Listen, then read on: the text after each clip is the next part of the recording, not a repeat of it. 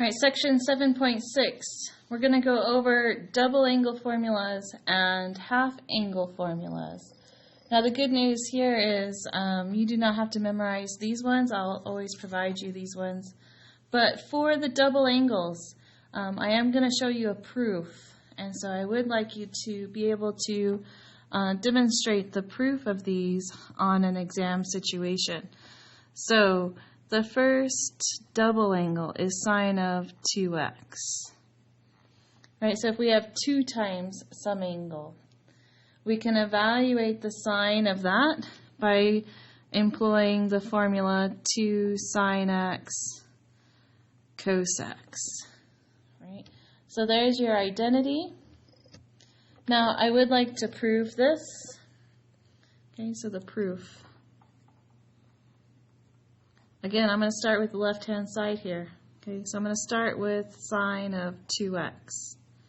Now what I'm going to do is 2x is important. This is where you first get started. Okay, you can remember this step. You're well on your way. Right? So sine of 2x. I'm going to write 2x as x plus x. Right? X plus x is indeed 2x. Okay, they're equivalent. Now this is helpful because now I have a sum of x and x inside the sine. So I can use the sum formula for sine here, where the first angle and the second angle are the same. Right? So remember the formula for the sum, sine cos plus cosine. So I'm going to get sine of the first, cosine of the second, plus cosine of the second, sine of the first. Right? So I get sine x times cosine x plus cosine x times sine x. Now these are like terms, right? The order doesn't matter, so I can add these together and get 2 sine x cosine x. Oops, I forgot my x. Right? So that's how you prove it, using the sum formula for sine. Remember I said the sum formulas are the keys to the kingdom, right? These double angles fall directly from the sum and difference formulas. Right? So there's the first one. Now, we have a formula for cosine, a double angle formula for cosine. Now, cosine 2x is unique because it has 3 different formulas, right? And each formula has a time and a place for its use. But let's go ahead and talk about all 3. So the first one, cosine squared minus sine squared. Right? Remember, sine squared plus cosine squared is 1. Now, sine squared minus cosine squared still isn't anything. You have to have the cosine positive and the sine negative. So cosine squared minus sine squared is the formula for the double angle for cosine. Now, I have 2 other forms, and those are 1 minus 2 sine squared, and the last one is 2 cosine squared minus 1, right? Both of these formulas just require a Pythagorean substitution, either for cosine squared or sine squared. So I'm going to show you the proof, okay, of all 3 of these. I'm going to call this 1, this one 2, and this one 3, all right? This is going to be kind of like a choose your own adventure type of proof. So we're all going to start down the same path, and then we're going to veer off one of 2 directions depending on what we need. Okay, so the proof. Right, we're always going to start with cosine 2x. Now, just like sine of 2x, I'm going to write 2x as the sum of x plus x, because if I do that, then I can use the sum formula for cosine. Right? So it's the same strategy here. The sum formula for cosine, cos minus sine sine. So I'm going to get cosine of the first, cosine of the second, minus sine of the first, sine of the second. And immediately you see where number 1 comes from, right? Because this simplifies to cosine squared minus sine squared. So if you had to prove number 1, you would stop right here. Okay? Now, at this point, if you didn't need a, let me put this, proof of 1 is complete. Right? But say you needed to prove number 2 or number 3. This is where we're going to veer off. Okay? We can either choose the path going to the left, or we can choose the path going to the right. Right? Now, if we choose the path going to the left, this is going to be proving number 2. Right? So number 2, I need 1 minus 2 sine squared. I only want sine squareds. I don't want any cosine squareds. So this cosine squared here, I'm going to replace with that Pythagorean identity, right? Cosine squared is 1 minus sine squared. So this is going to get replaced with 1 minus sine squared. Because number 2 doesn't have any cosine squareds, right? So I'm opting to substitute for this cosine squared. So if I substitute for cosine squared, okay, I get 1 minus sine squared, which is 1 minus 2 sine squared. Okay, here's where the proof of number 2, right, is done. Proof of 2 is complete. Right. So to prove number 2, you got to do these steps here, right? The proof of number 2 includes the proof for number 1, and then you're going to veer off and do this extra 2 steps, right? Now, over here, this is going to be the row to the left. It's going to help us prove number 3. Number 3 has 2 cosine squareds and no sine squareds. So just like before, I'm going to keep the cosine, and I'm going to replace sine squared with its Pythagorean identity. Right? Sine squared is 1 minus cosine squared. So I'm going to make that substitution. Right? Keep the cosine squared minus, change the sine squared to 1 minus cosine squared. Alright, so now if I distribute this negative sign, I'm going to get cosine squared x minus 1 plus cosine squared x, which gives us our 2 cosine squared x minus 1. Okay, and so here is where the proof of 3 is complete.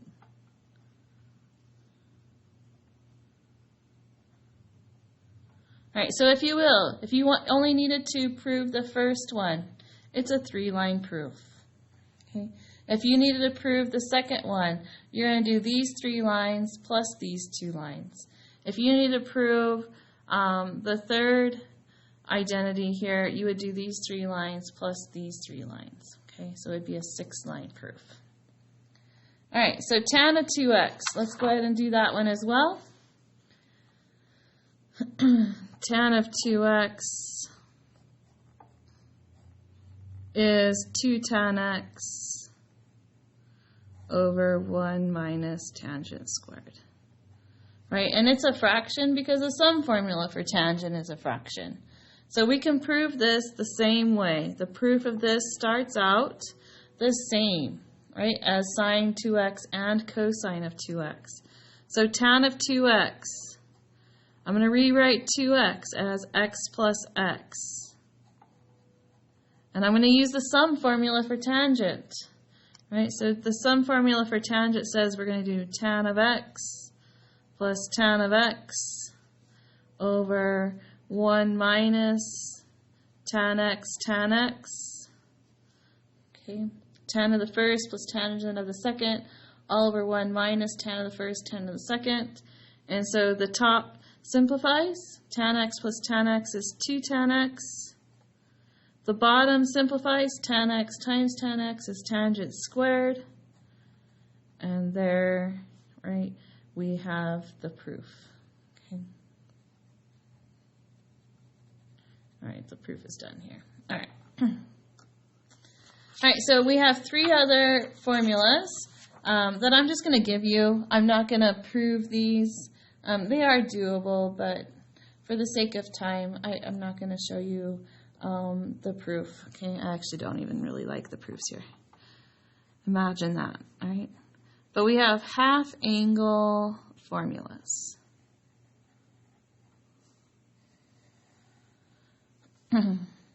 So we have a half angle, oops, let's start with sine, Gina.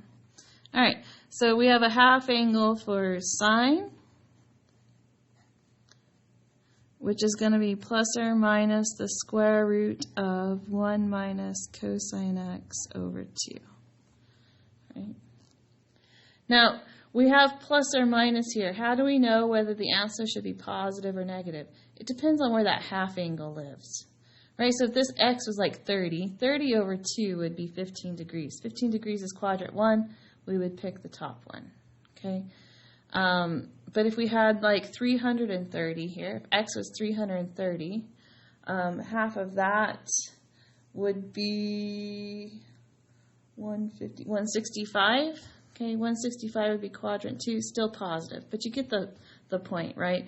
We want, what if this was x was 600? Okay, half of 600 would be 300. And 300 degrees is in quadrant 4. And in quadrant 4, sine is negative. Right, so we would choose the negative in that case. So it just depends on which quadrant this half angle lives. Right? So then we have a formula for cosine,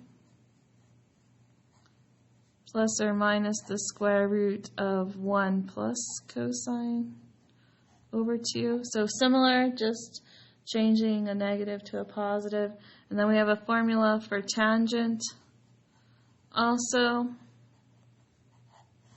And that is 1 minus cosine over 1 plus cosine, right? Plus or minus. So there you have them.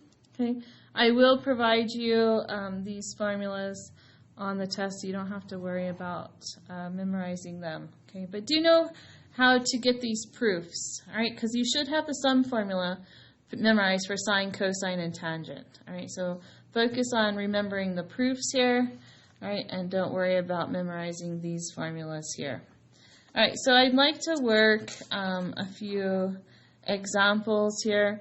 What if we needed to find sine of 22.5 degrees? Right? So 22.5 is not something that we have a point on the unit circle memorized for. But this is half of an angle that we do have memorized, right? This is half of 45. So I could write 22.5 as 45 over 2, right? So in my formula, x is now 45 degrees. So I could plug 45 degrees in here, okay, and simplify it. So I'm going to get plus or minus the square root of 1 minus cosine of 45 over 2, right? Because the x value is 45. Now I can evaluate cosine of 45 because we know what the value on the unit circle is for 45 degrees. Okay, and the answer is 1 over rad 2, right? So I'm going to get 1 minus 1 over rad 2 all over 2.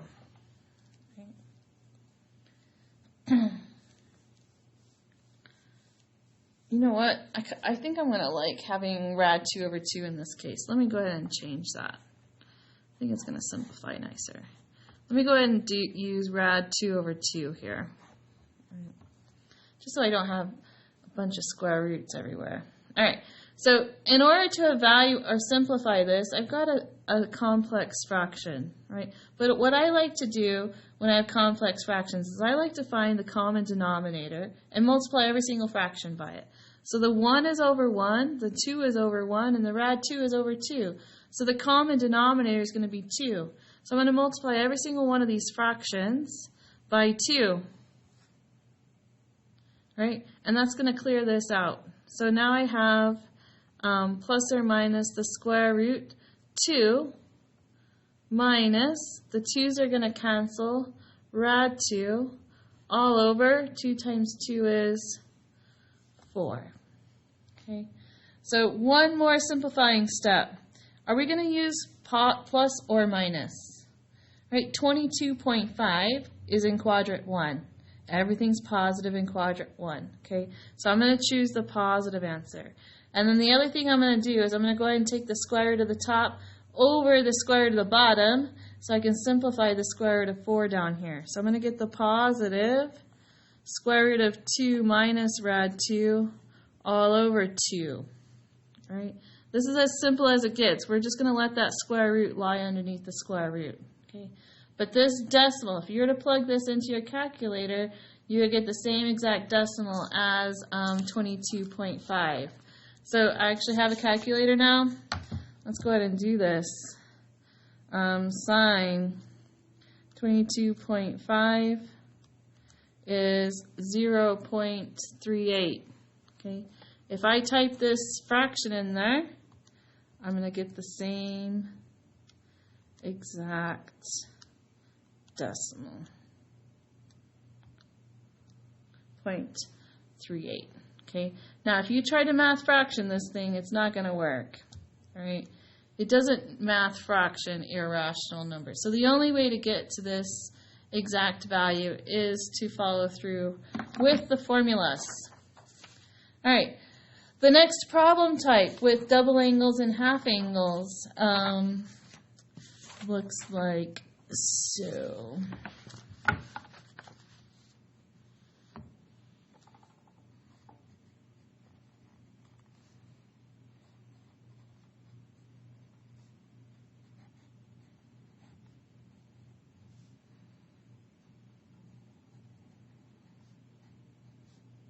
Oops.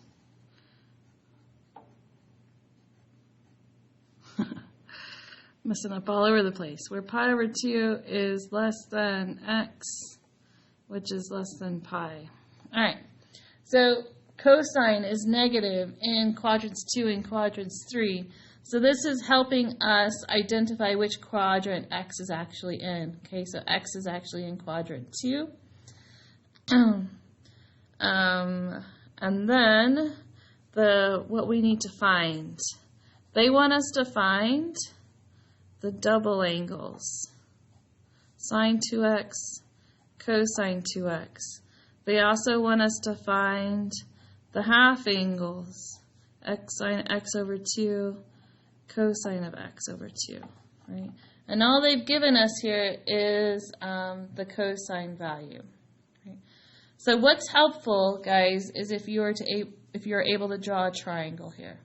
Okay? Extremely, extremely helpful.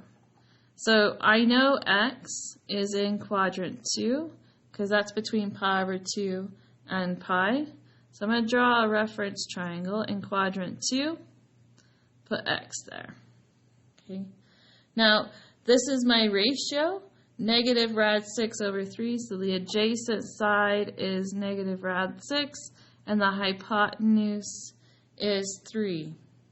Okay, so I need to find the opposite side here, but I can do that by using Pythagorean theorem. A squared plus b squared equals c squared. So let me go ahead and do that. A squared plus negative rad 6 squared equals 3 squared. So if I square negative rad 6, I'm going to get 6. If I square 3, I'm going to get 9. So I get a squared equals 3. So a is plus or minus rad 3. Okay, so is the opposite side positive or negative? Well, you know, it's the y coordinate and the y is going up. So we're going to use the positive rad 3 here. Okay. So the opposite side, rad 3, the adjacent side, negative rad 6, and the hypotenuse 3. So in order to evaluate the double angles and the half angles here, we just need to use the formulas. Right? Sine of 2x has a formula. Okay? The formula for sine of 2x is 2 sine x cos x. Right? So I need to evaluate sine of x and cosine of x. And that's where this triangle comes into play. Okay? Evaluating the sine and cosine is super simple here because you can just use SOHCAHTOA. Right? So we're going to get the value 2. Now what is sine of x? Opposite over hypotenuse is rad 3 over 3. Okay? What's cosine of x? right? Adjacent over hypotenuse, or it's given, right? You should have negative rad 6 over 3. Negative rad 6 over 3. So we want to simplify this. Okay, so I'll put this over 1. All right, when you multiply square roots, right? You multiply what's on the outside with what's on the outside, what's on the inside with what's on the inside. So I'm going to get negative 2 rad 18 all over 9, right? And we can't reduce 9 with 18 because 18 is underneath the square root and 9's not. But we can simplify rad 18, right? This is 9 times 2. So it's equal to rad 9 times rad 2, which is 3 rad 2. All right? So now I have negative 2 times 3 rad 2 all over 9. So I have negative 6 rad 2 over 9, right? And so we can reduce the 6 and the 9 to get negative 2 rad 2 over 3. Now, I took way too many steps doing that, but I hope it made sense. Okay? All right, cosine 2x. We have a formula. Actually, we have 3 formulas. Which one do you want to use? Okay, cosine squared minus sine squared, 2 cosine squared minus 1, or 1 minus 2 sine squared. The safe bet here, y'all, is to use the one that only has cosine in it. And the reason why is because that's given, right? Just in case you messed up here, right? What if you don't really know what sine is? Then you might get this problem wrong, okay? So if we use the formula just cosine in it, we're guaranteed to be using right numbers. So I'm going to use the one with just cosine. So I'm going to use 2 cosine squared x minus 1. Now what's important here is to remember that cosine squared x is cosine of x squared, right? So what this is going to simplify to is 2 times the cosine value squared minus 1. Right? So if I square this, we're going to get 2 times 6 over 9 minus 1. So I'm going to get, let's go ahead and reduce here. Reduced by 3, so I get 2/3. 2 times 2/3, so I'm going to get 4/3 minus 1, right? So 4/3 minus 3/3 is 1/3, right? So my final answer there is 1/3. All right, so now let's do the half angle, sine x over 2 and cosine x over 2. I might bring this paper back because I really need these values here. So sine x over 2 has a formula. And the formula says it's plus or minus the square root of 1 minus cosine x over 2, right? So actually, I only need to know what the cosine is, and the cosine was given, right? So cosine x is negative rad 6 over 3, if you remember, right? So if I simplify this one, I'm going to get plus or minus the square root of 1 minus a negative. So I'm going to go ahead and change that to plus rad 6 over 3 all over 2, right? Now remember how to simplify this quickly, right? Get all your terms with the denominator, multiply everything by the common denominator, and the common denominator here is 3. So I'm going to multiply every single one of my fractions by 3. Right, so this is going to get me plus or minus the square root of 3 plus rad 6 all over 6, right? And nothing else simplifies. But we do have a choice here. Okay, you're not done. You have to choose whether it's positive square root or negative square root. And remember, that depends on where x over 2 is. Right? We have to find the quadrant where x over 2 lives. And so I'm going to use that inequality. X was between pi over 2 and pi. You guys remember that? It's what told us that x was in quadrant 2. right? So if I want to know where x over 2 is, I need to get x over 2 here. So I'm going to divide everything by 2. Right? Divide by 2, divide by 2, divide by 2. Okay? So if I divide pi over 2 by 2, I'm going to get pi over 4. Right? 90 degrees divided by 2 is 45 degrees. All right, x over 2. And if I divide pi over by 2, I'm going to get pi over 2. All right? So now I know the half angle is between 45 and 90 degrees. Well, that puts it in quadrant 1. Okay? X over 2 is in quadrant 1. So if x over 2 is in quadrant 1, I need to be choosing the plus sign there. Okay? So same thing for cosine. Right? The formula is a little bit different. It's 1 plus cosine x over 2. Right? And cosine x is negative rad 6 over 3. So I'm going to get 1 minus rad 6 over 3 here. So plus or minus 1 minus rad 6 over 3 all over 2. Okay. The math is going to look the same here. We're going to multiply everything by 3. And so we get plus or minus the square root of 3 minus rad 6 over 6. Right? And again, x over 2 is in quadrant 1, so cosine in quadrant 1 is also positive, so I'm choosing the positive result here. Right? So that's a huge example of how you're going to use these double and half angle formulas on your homework. Right? It's a big example. I usually do put one of these on the test, so practice and make sure you can do them. All right, I do have 2 identities that I would like to verify with you, just to show you how to use the double and half angles in identities. All right, so verify the identity here.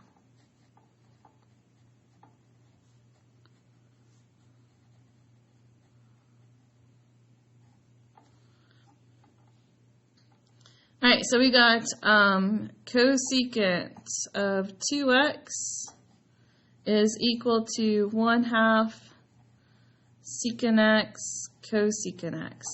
So in verifying, it's like there's a little question here. Okay, is this true or isn't it true? Right, you have to prove it. So you choose one side and work with that side only. Right. Now I like to choose the left-hand side most of the time. These are geared towards using the left-hand side first. So I'm going to pick the left-hand side here. Okay, what can we do with cosecant of 2x? Well, I'm going to write that as its reciprocal function. Right? Cosecant is the reciprocal of sine. So I can write this as 1 over sine of 2x. Right? So here is my double angle for sine, the one we just learned in this lesson at the beginning of the video. Right? So I'm going to use that formula for the double angle for sine. And sine of 2x is 2 sine x cos x. Right? And here we're almost there. Okay? Because you can kind of see where the 1/2 is, right? And then we need a secant and a cosecant. And secant's the reciprocal of cosine, cosecant's the reciprocal of sine. So I just want to make sure you realize, okay, I can write this as 1/2 times 1 over sine times 1 over cosine. Right? Because if I were to multiply these fractions together, I would just get 1 on top, 2 times sine times cosine on the bottom. Right? So I can split this fraction up like this. You can't always split the denominator, but if everything's multiplied, it's fine. Right? So here's my 1/2 times my cosecant x times the secant x, which is indeed exactly, oops, not a question mark, check, which is indeed what the right-hand side should have equaled. Okay? All right. Identity number 2 here. We have cosine squared 2u minus sine squared 2u equals cosine 4u. All right, so I don't know whether you recognize, okay, this identity here, cosine squared minus sine squared. Maybe you do, maybe you don't, okay? But, well, do you? Let's go ahead and go with the left-hand side here. I was going to choose the right-hand side for a moment, but let's do the left-hand side. Right? The cosine squared minus sine squared, that's the double angle, right, for cosine. So if these were just x's, we'd have cosine of 2x. But we don't have x. We have 2u. So this is the double angle for cosine, which is 2 times 2u, right, because our x is 2u. And cosine of 2 times 2u is cosine 4u, which is exactly what we were trying to prove.